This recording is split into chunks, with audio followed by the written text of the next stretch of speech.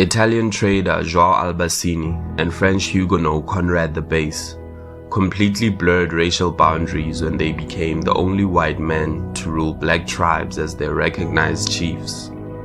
In a continent dominated by colonial powers, Albasini and the Base defied the prevailing norms of the time, and one of them was even elected king of Vatsonga, a prominent South African tribe. As white men leading African nations, they had to navigate a complex web of cultural, racial, and political dynamics. However, their dedication to the indigenous people and deep understanding of their customs earned them their respect. João Albasini. João Albasini was born in 1813 to an Italian family in Portugal, hence the Portuguese form of his first name. Albasini set up trade routes and infrastructure that reached from Delagoa Bay far into the mainland. Albasini supplied the Tsonga people with ammunition and rifles to protect themselves against other tribes, especially VhaVenda, who referred to Tsonga people as Magwamba and their language Tshigwamba. Also Bapedi, who called them Makoapa and called their language Sekoapa. He also trained and employed 500 Tsonga men to hunt elephant for him. These 500 Tsonga men were all given hunting rifles, and Albasini did not control the supply of guns to these hunters because he greatly trusted the Tsonga people. By contrast, Albasini would not give guns or ammunition to any tribes other than Vatsonga due to his lack of trust.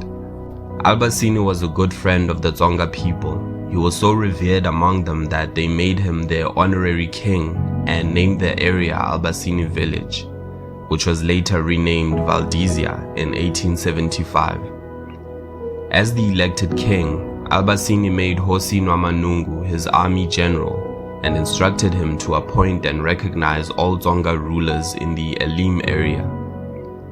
Between the years 1845 to 1885, powerful Tsonga leaders such as Hosi Bungeni, Hosi Njaganjaga of Elim, Hosi Mbogota, Hosi Bogisi, Hosi Mzetweni, Hosi Ndengeza, Hosi Malele, Hosi Sibisi Mahatlani, Hosi Njaganjaga Makholeni, Hosi Sikhunyana aka Makoapa, Hosi Nkuzana, Hosi Shitaci, and many more were downgraded from being Mahosi to mere headmen by King Joao Albasini.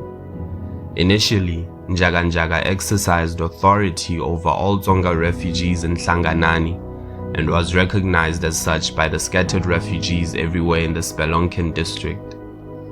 But Joao Albasini also claimed authority over the Tsonga refugees in the Spelonken district. With all the military abilities, Njaganjaga was undermined by Albasini, who declared himself a paramount chief for all Vatsonga of Rionze.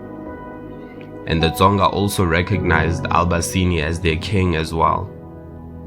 The result was that the authority of Hosi Njaganjaga was reduced to 5 small villages, which are Elim, Shirley, Lemana, Waterval, and Njaganjaga only.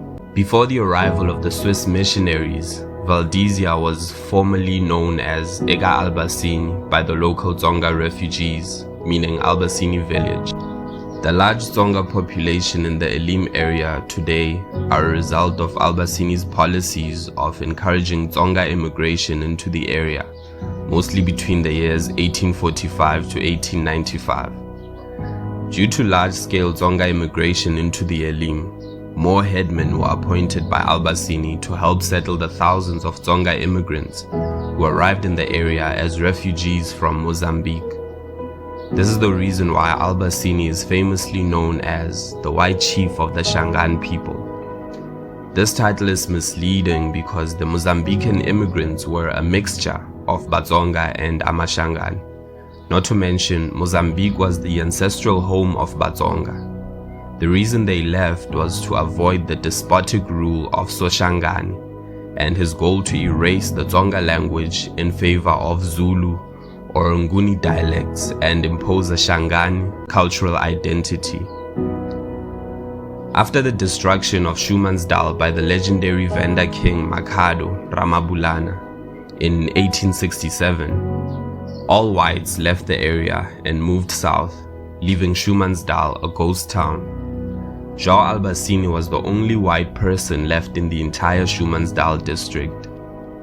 He was able to resist attack by Makoapa because his warriors, consisting of 2,000 Tsonga men armed with assault rifles, guarded his fort day and night. Albasini died in 1888 and was buried by the Tsonga people in accordance with Tsonga burial rituals. The Tsonga people were deeply hurt and saddened by the death of their beloved king. The village of Valdizia, situated 3 kilometers from the Albasini Dam, is a village where João Albasini ruled supreme as the king of Tsonga people. Every year, hundreds of Tsonga people gather around the grave of João Albasini and perform Tsonga rituals in honor of their tribal leader. The grave of Albasini is regarded as a sacred site by the Tsonga people of Valdizia village and the Tsonga neighboring villages. Coenraad the Base. Coenraad the Base, born in 1761, was nearly 7 foot tall and had enormous self-confidence. The Base was given several nicknames by the African tribes which he aligned himself with, names such as Kula, a reference to his height, Dipafa, a reference to his favorite hat, Khoe, referring to his skin color, and Mora, meaning sun. In the early 1780s, Coenraad lived on a farm in the Zuurfield with a mixed-race Khoi woman, Maria van der Hust, a slave descendant with whom he had 7 children. He often raided cattle from Amaxhosa, and a Zuurfield ruler named Langa reported that the Base kidnapped his wife and used her as a concubine. 2 other tribal leaders said that the Base had abducted their wives and stole their cattle. He then fled the area and went to live in the headquarters of the Gagabe king, Ngqiga, well beyond the colonial border. Working for the king as a translator, Coenraad earned a Xhosa name, Kula, and married Ngqiga's mother Yese, who was the widow of Mlau Gagabe. He also became Ngqiga's main advisor. Coenraad further took a Tembu wife, Elizabeth, and had many more children with her. During the Batavian period, he moved to a farm in the Langkloof, where he lived with Maria, Elizabeth, and a large family of mixed-race children. While here, Coenraad the Base testified against a depraved slave owner who had many cases of horrifying abuse and one of murder. This action alienated him from the European community there, and with the crushing of the Boer Rebellion in 1815, in which he participated, he gathered his family together with his allies from the Khoi, Orlams, Basters, and Xhosa, and he fled north. Moving northward, it is said that at a different time he was allied with Bangwaketsi Kgosi Magaba and the Bahurutse of the Kgosi Diutlileng, Moilwa, and Sinosi at Kaditsweni, where he was known as Mora. With his armed followers, he joined Bahurutse in attacking Bamalete. The latter group and the neighboring Balaka remember the Base as Dipafa, possibly due to the feathers he wore in his hat.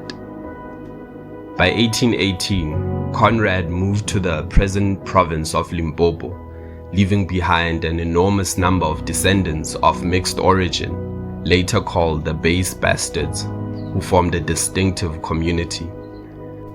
The exact number is unknown, but it is estimated that Coenraad the Base had over 300 mixed-race children, and they later founded the town of Baysdorp, named after Coenraad, and situated along the Soutpansberg in Limpopo. After migrating as far as the northern Limpopo province, the Base resettled in Letswapong, an ally of the Bangwato Kgosi, Khari. Bangwato and their neighbors knew him as Khoe, which, according to Peter Sibina, was derived from an archaic Setswana verb, khokhoa, meaning to peel with a knife, due to Base's reddish skin that was regarded as bare flesh peeled off with a knife. In 1820, Coenraad decided to move north once again, and during the trip, Elizabeth contracted yellow fever and died where they had settled. An already old and, for long, unwell Coenraad was distressed. He undertook a last journey to Mozambique and asked his sons and their families to wait for him at the border, the Limpopo River. He never returned. It is believed that he died shortly after this and his remains were never found.